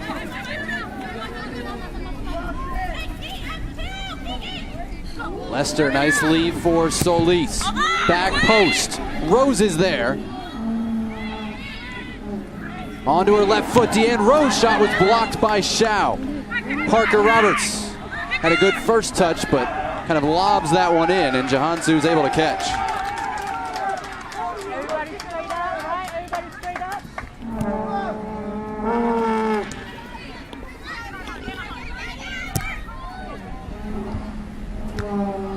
And that's not how Stanford always plays, kind of that early long ball, and that is somewhat mission accomplished by Florida to make them do that. Yeah, I mean, they like to be able to possess and play it through the midfield. And I think that, you know, we haven't mentioned Andy Sullivan's name once. I don't think she touched the ball once, quite honestly. So that's a good thing for Florida. How are they doing it? She's on the ball here. Well, Stanford's unable to find her when they do have it to be able to build it, and then she's having to defend. So she's just not able to settle down and play her game. And you know, it's one of the best players in the country right now. So the less she can touch the ball, the better for Florida. Sullivan intercepts there, and Florida does not have numbers at the back. Boissiere played it early and didn't hit it the way she wanted. She was targeting Macario, who's out of your picture. Macario was definitely on. Just need a little bit more on that ball to be able to get in behind.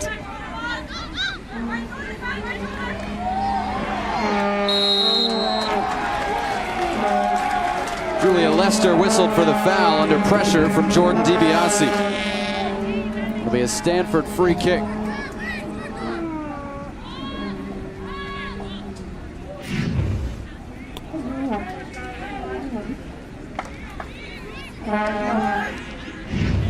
Good battle for that one. You see the foul count at the moment.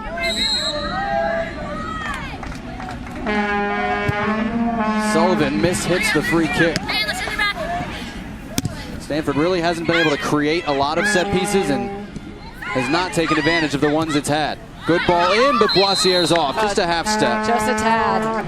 And that's what you don't want if you're Florida. You don't want to have Andy Sullivan facing up and dribbling at you with nobody on you, but luckily he's a little bit too much on that pass.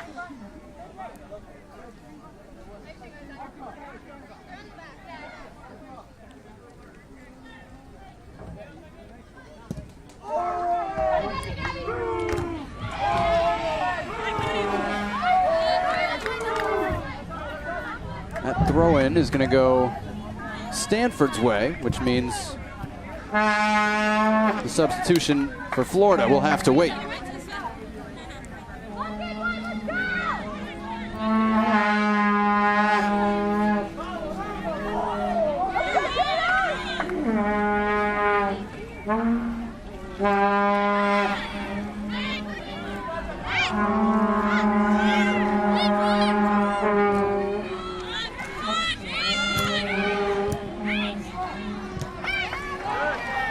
And if Stanford can just find that switch of points, the other side's on. Carusa through for Boissier. Cardano able to read it, but not hold it. Here's Pickett into the attack. We've barely seen her get forward tonight for all the excitement she generates when she does. Davidson out wide. Gets it back in the penalty area, trying to turn. And the decision is a goal kick.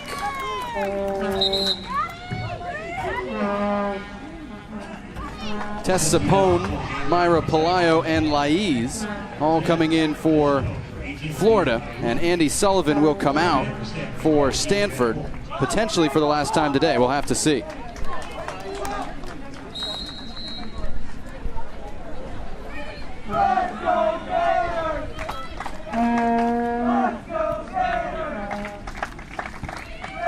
So a different look to this Florida team in the second half. Rose flying forward on the right. Pelayo's at center forward right now. The switch for Laiz cleared by Pickett. I think anybody in the front four can play anywhere for Becky Burley, and she will try you there, certainly in non-conference play. In the second half, though, Heather, we've seen Florida, seems to me, has pushed the wide forwards, the wings, whatever you want to call them, higher. Meanwhile, at the other end, into the penalty area goes Coleman, and it's tackled out of bounds by a desperate Rachel Smith. We were just talking about Florida's forwards being high. Well, Coleman, since she's been inserted, pushing that back line really high, the nice ball over the top, and another great opportunity for Stanford. We said they were forcing Stanford to play long. They were denying Andy Sullivan the ball. It was with more numbers pressing Stanford's backline, forcing long balls like this. Yeah, and if Pickett's not going to get forward, at least she can play a nice little long ball over the top to Coleman like this. Good little battle in there. Good set piece opportunity from Stanford now. And there's Smith diving to get that one away, and she's going to need attention now. We've already seen Tegan McGrady come up hurt, and our center official be taken away in an ambulance. Rachel Smith able to walk off. A reminder, we're going about 5 minutes away across campus to the O'Connell Center for volleyball after us. It'll be another #1 team on the line, the Texas Longhorns, taking on Florida from the O'Connell Center. That's following our game here on the SEC Network. So Seiler comes in for Rachel Smith here, having just come out a minute ago. Second corner for Stanford, into the 6, not cleared, and caught by Espinosa. Brave catch for the redshirt freshman. Tell you what, it's been a real test for Espinosa today. We weren't quite sure what to expect, but she's done a very nice job stepping up for this Florida team in the absence of Marquise.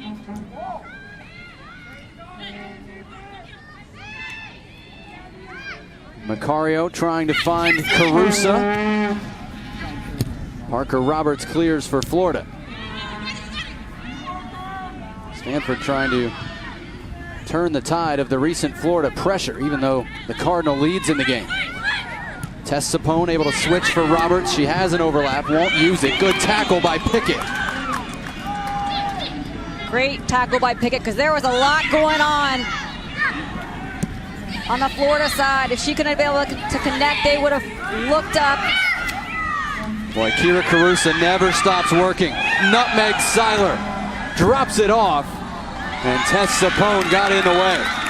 How about Kira Carusa on that play? You're right about Carusa. A large part of why she had so many assists last year, but she's been the workhorse up there on the right side. Able to turn. Comes right back to that corner.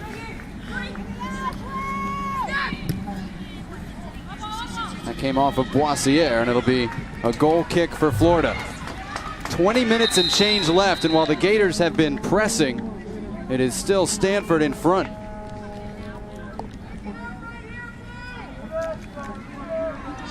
Sarah Wilson comes back in for Florida for the first time since the first half, replacing Lester.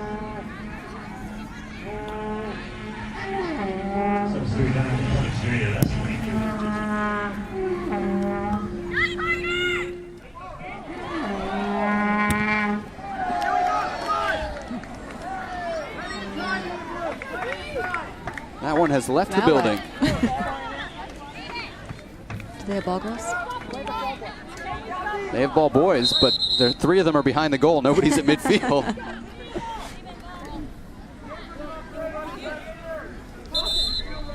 Alana Cook's okay because the clock's running. Now they stop it. There you go.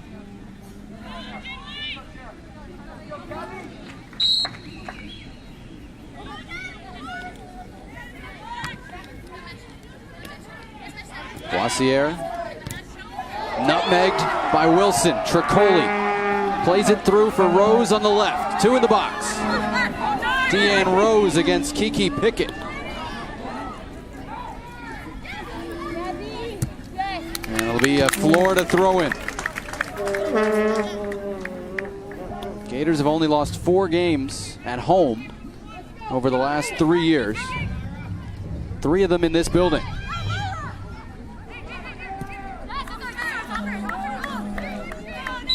Which mostly comes because they play their NCAA games here.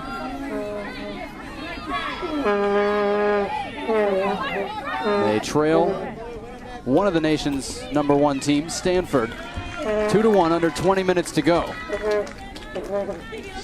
As Samantha Tran comes on for Beatty Goad. Beatty Goad was sprinting off the field and someone told her to slow down. She has the go-ahead goal.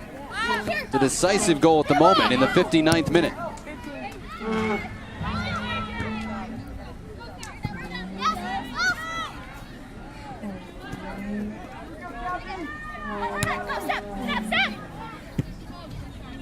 You may wonder how we have a 4th official despite losing one of our officials, and it's actually a volunteer who was on hand and has enough. That worked out well. Has enough officiating credentials and was here observing that he was in the right spot to take over. Hope he gets some extra credit for stepping in as well.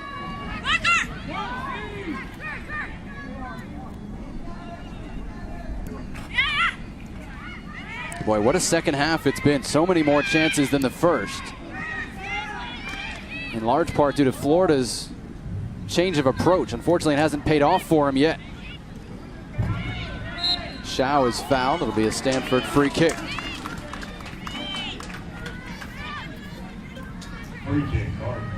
Stanford, of course, yet to start classes. So they came straight from Milwaukee to Florida, trained down in the Tampa area till they came up to Gainesville Wednesday night. And they usually take an early trip east most years. Played Georgetown, played Penn State. I think their one loss on those trips was at West Virginia a few years back.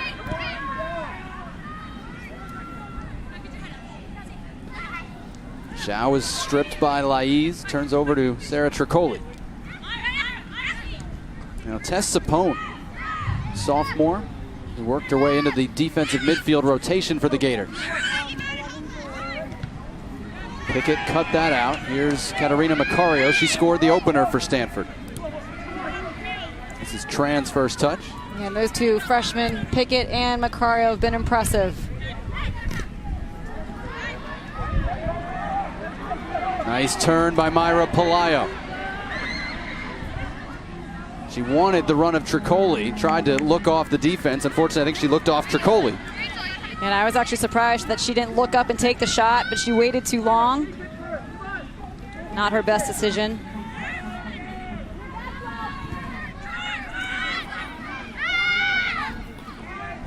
Macario out wide, offside flag is up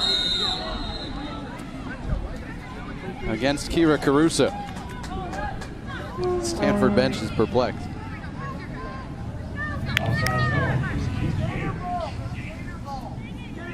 You know, as a former Florida goalkeeper, Taylor Burke, who I heard the other day saying, we're not taught to shoot from outside, we're taught to almost dribble it into the net.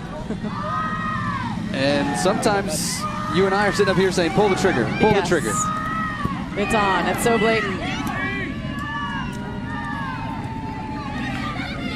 Seiler out of the back, forced there because Rachel Smith came out. Pickett overhead, clears that into the Gator bench area. Rachel Smith will come back in. And if you can keep track of all the other subs, you are ahead of us. Melanie Monteagudo back in. Number 21, Deanna Rose. Number 22, Parker Roberts. And Parker Roberts comes out for the first time today. Bree Solis replaces her. It's Solis and Sapone in that midfield as the cross drifts. And Jahansus holds it. Florida wants a corner. They think Jahansus caught it and let it go out. She says it was already out, and she has the referee on her side.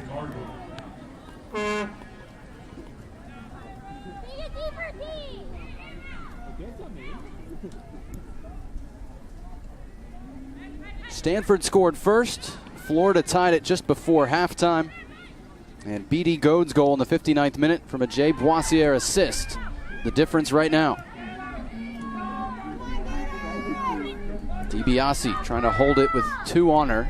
Gets it away to Shao. From Omaha, Nebraska. Goes forward, gets it to Coleman. Big switch is on. Sam Tran one-on-one against Lester. Beg your pardon, this is Wilson. Tran's left-footed shot blocked. Second ball is loose. Caruso lives there, but couldn't get it down. What a beautiful build-up from Stanford, all the way from the left side. Great swish of point from Coleman to be able to get the ball all the way across and just keeping it alive. Florida can't clear, and it's a little bit too much underneath the ball, not enough over it. But a great build-up and a lot of confidence. See the possession from Stanford, showing why they're the #1 team in the country. Seiler back into a midfield role. She couldn't connect with Sarah Wilson there. Let's go, let's go, let's go. Hey, right there, let's go. Hey, go, boys. Double down. See.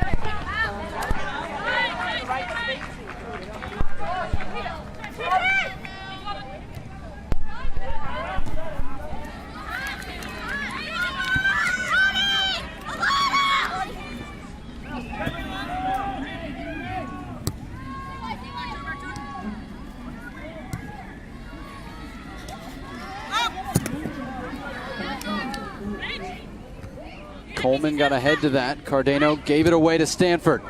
DiBiase found Kira Caruso into the penalty area. Caruso blocked by Espinoza. Coleman's follow is wide. Florida living dangerously, still in it.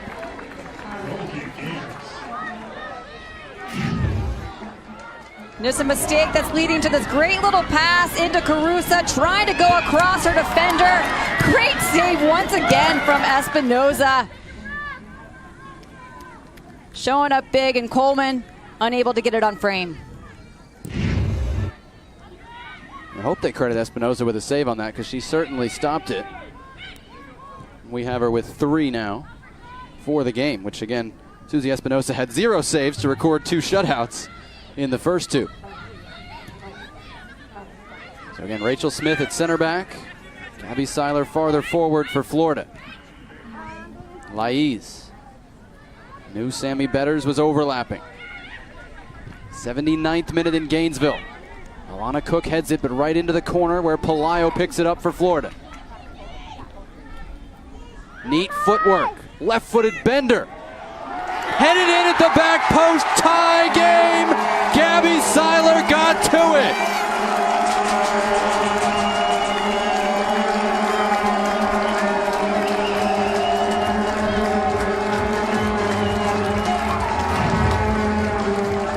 Here we see Pelayo just keeping it alive, getting the ball in.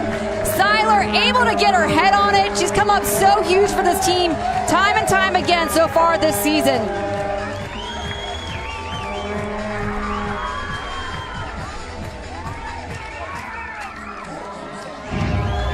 Three goals, 3 games for Gabby Seiler. Moving her higher up the field has changed this game. One of the reasons. And it pays off for Florida. She gets on the end of Myra Pelayo's cross. 2-2. Headed down the stretch here. Did you expect anything less? We knew it was going to be exciting. These teams have played 5 times. 4 of them have gone to overtime, including 3 times in the last 4 college seasons. Twice in 2014 and once last year. Stanford's won twice, 1-0 in overtime. And the year that they tied 2-2 in overtime, they went to penalty kicks. It was the NCAA quarterfinals, and Stanford went on to the College Cup. Adding another chapter right here today. DiBiase scored the winner last year, had that one blocked. Avery Collins is into the game for Stanford. Came in after the goal, and Tran's cross did not take a deflection. It's a goal kick. Volleyball's coming up next, and we flip over and show you what's going on in the Vert Challenge. Live looking at the O'Connell Center. Oregon leads the match 2-1, but number 5 Nebraska leads this game 4.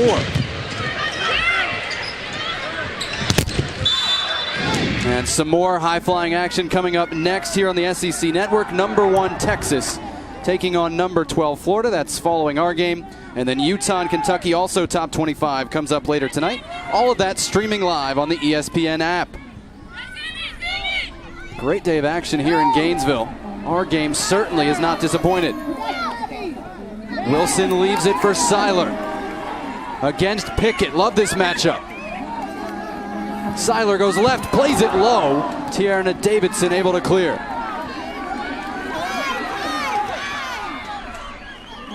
Sarah Wilson sends it to the top of the box. Well done by Monteagudo to bring it down.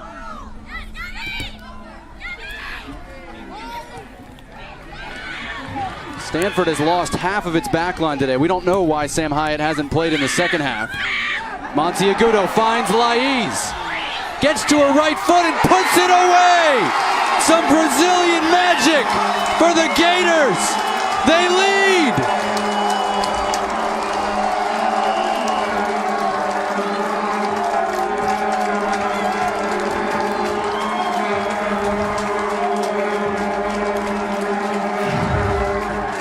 Laiz has redeemed herself. Monteagudo with the ability to play this beautiful ball on the ground. She acts like she's going to shoot, brings it back. Perfectly placed ball in the side netting. Stanford's goalkeeper has no chance of saving that one. Laiz announces herself. The cutback and the finish. And you said it, Monteagudo had played her in. What a moment.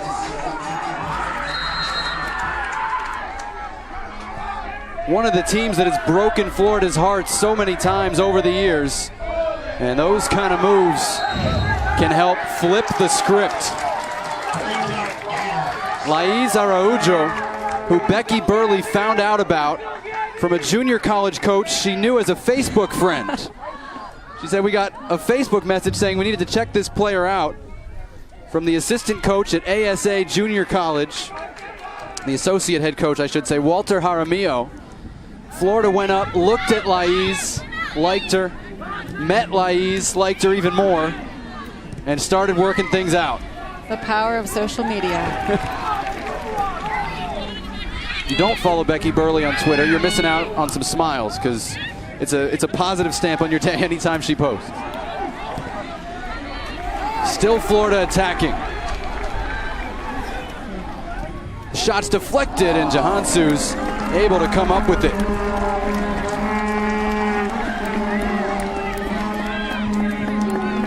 That was off the foot of Parker Roberts. Well, Stanford's just so spread out right now. Their backs and their midfields are pretty compact, but then you see how far forward their forwards are, which is great if you're getting the ball. If you're keeping it, you can find your forwards. You want them high. But I think right now they need to have them coming back and helping a little bit defensively. Avery Collins played that across. Rachel Smith dwells on it. Picked up by Macario.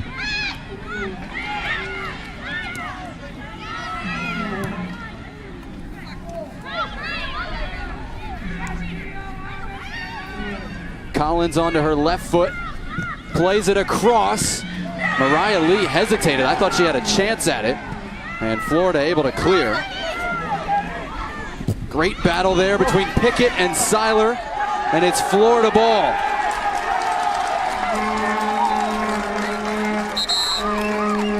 Love watching those two go head to head. That's what I was about to say. That's a fun battle to watch. Deanne Rose wants to check back in for Florida. Again, you got to, if you're winning, you have to use your time-wasting subs before the 5-minute mark. Because when you sub and you're winning inside of 5 minutes, they stop the clock. They'll stop any clock for Laiz right now on the Florida bench. Wilson called for a foul. It'll be a Stanford free kick as Laiz gets hugs and handshakes.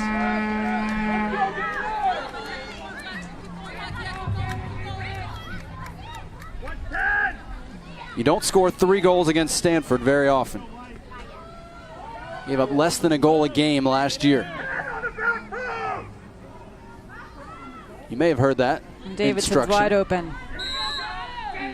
That was a Florida instruction to mark up at the back post. It falls to the back post, Mariah Lee. And the shot would have counted, but it went wide of the mark.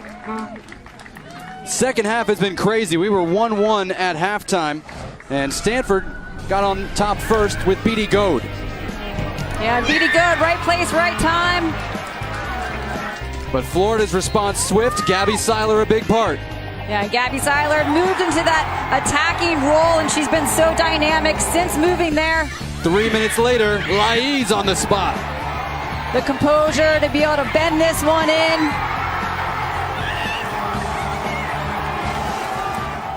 What a moment. She's a long way from home, but I think it's going to feel a lot more like home after you get a reception like that. Stanford trying to respond. Macario, Carusa, Collins all on the run. Macario with the ball. Looking for Kira Carusa. Plays it across. Still Carusa fighting for it. Great turn with the left. Collins was denied by Smith's header. Kiara Kiki Pickett busting out some step-overs. Mariah Lee mishit that to the near post. And this is what Stanford needs right now. Great movement, adding players. The numerical advantage to be able to try to get in. Not the best cross by Lee, but I like the fact that they're adding numbers and trying to be aggressive. Should Florida move Seiler back on defense in your book? Might not be a bad idea right now.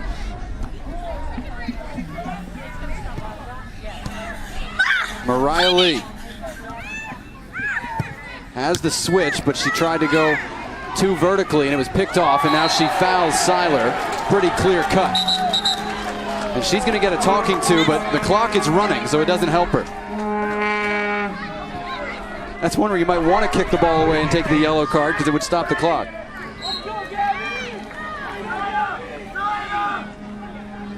'87th minute. Florida trailed 1-0 and 2-1 in the game. Leads it 3-2. It's early in the season, and rankings don't mean a whole lot, but come NCAA tournament time, if you're debating #1 seed, #2 seed, coast to coast, a win over Stanford would help your cause. Yeah, this would be a huge win for Florida. And the rest of the SEC, I think, rooting as well, RPI-wise. Seiler finds Monteagudo, but didn't have the legs to get back to it. Cook just sprays it out of bounds. Now you want the ball boys to disappear.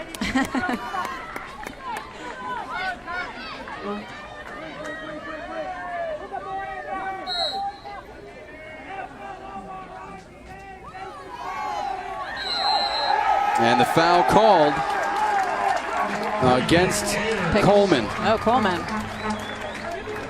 Which again will give Florida plenty of time to stand over the next free kick. Samantha Chung, Gabby Seiler, and Laiz, the goal scorers for the Gators.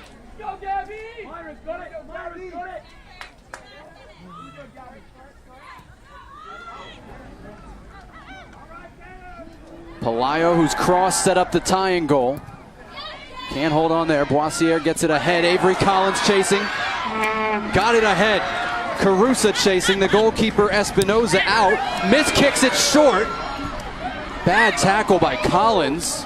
Everybody getting away with everything at the moment. Avery Collins is onside. Still going around Cardano.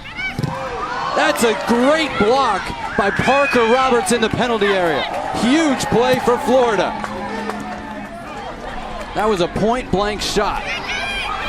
Pickett with the steal. She has Macario if she can find her. She can't.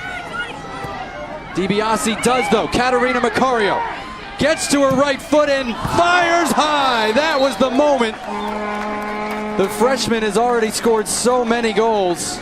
She can't add another to the highlight reel. Yeah, and you had Seiler down there for a second, but just Florida cannot clear the ball. They're just keeping it alive. Stanford in a great position. I thought Macario was for sure going to put this one away, as we saw her do earlier in the game, cutting it back to her right foot. She just leans back a little bit too much.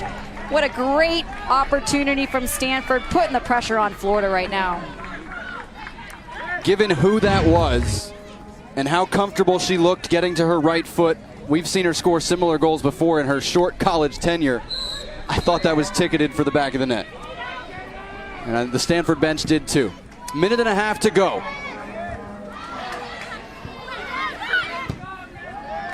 It's a Stanford throw at the halfway line. The Florida bench ducks out of the way of the ball.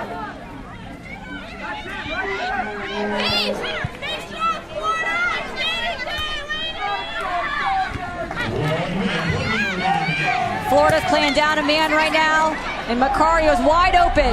Carusa, great header. This is Macario. Right foot again, right to Espinoza, big stop.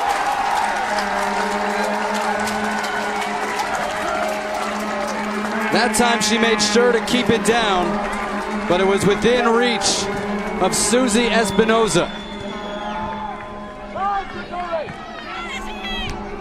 Tricoli bangs it long. 30 seconds to play in Gainesville. Florida has never beaten Stanford in 5 tries over the years. This one falls and is cleared by a reaching Rachel Smith. 10 seconds.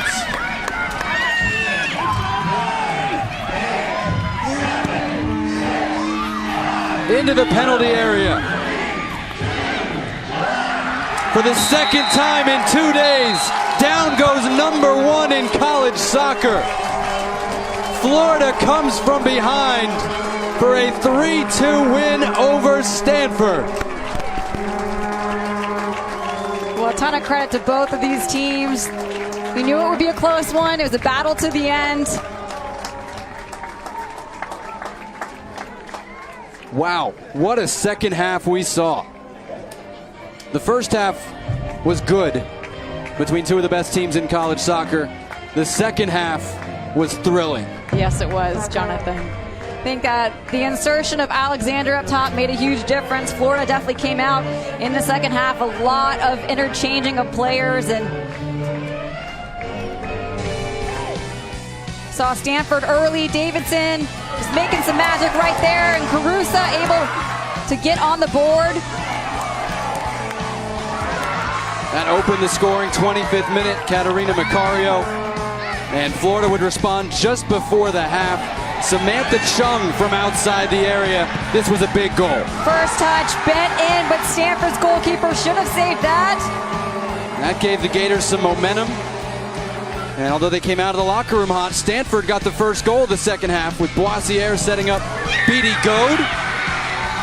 And you thought the Cardinal might be able to hold on from there, but the Florida pressure was too much. Yeah, both teams just looking so strong. Pelayo able to keep this one alive, and Gabby Seiler on the Herman watch list. And one of the reasons why right there, coming up so huge again for this Florida team.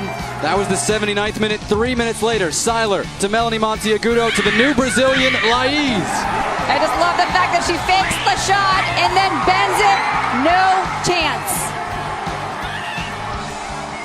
They would hold on from there despite those late chances from Catarina Macario to take down number 1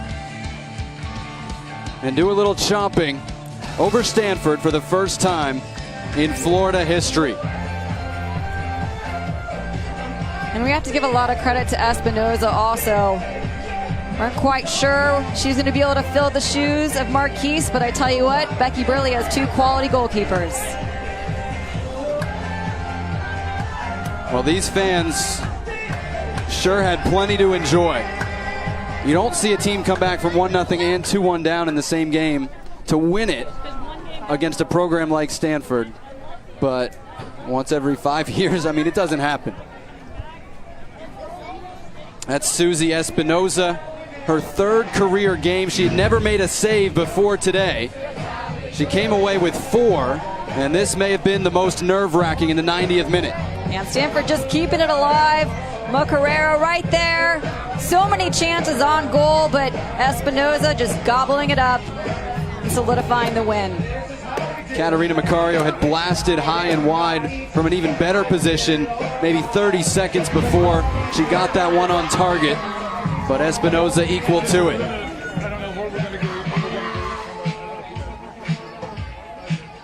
And we're waiting on the Gator captain, Gabby Seiler. We expect to have her shortly. Again, she's already got her degree, enrolled in the master's program, and Florida's now mastered Stanford for the first time. Joined by Florida's center back / left back / left wing / attacking mid / right wing, Gabby Seiler. Gabby, how many spots did you play today? I have no idea. Probably like 4 different positions, but it's okay. What are you feeling right now for one of the biggest wins we've seen for the Gators in the regular season? I mean, I'm really happy. I think it's a great win in the beginning of the season. But, you know, it's a win and it's a game. We still have plenty of games left, so I'm looking forward to the rest of the year. And, I mean, I think it's a great motivation going into the rest of the games, but we're not done yet, that's for sure. Gabby, what did Becky tell you at halftime? You know, she said, we're used to this heat. We play in this heat every single day, and we spent a lot of the first half chasing, I think, but going into the second half, she's like, we have them, we can do this. And I think that those words, just we can do this, going into the second half, I think that's what brought us all the motivation and brought us all the heart in the second half. Tell us about the second and the third goals, yours and Laís, and kind of how you saw it on the field. You know, I felt like offensively we were there, we just couldn't finish, so kind of just grinding it out and trying to finish. I don't really know. We just trying to be there and be at the end of the goal and trying to finish the best we could. Laís, I mean, that was one of her first goals of the year, and I mean, she's been killing it. She's been, you know, close to the back of the net every time, so I'm glad she got one in the back of the net finally. Gabby, congratulations. This was so much fun to watch. Thanks for joining us. Thank you. Gabby Seiler, the Florida captain, scored the tying goal and was part of the buildup that led to the winning goal as Florida comes from behind, down 1-0 and 2-1 to knock off one of the number 1 teams in the country, Stanford, 3-2 in Gainesville today. Final score, Florida 3, Stanford 2. Reminder, soccer coming your way Sunday, Florida State, Alabama. SEC Storied and volleyball coming up next right here. For Heather Mitz and our entire crew, I'm Jonathan Yardley. Thanks for joining us. Florida 3, Stanford 2. What a game. Thanks for watching from Gainesville.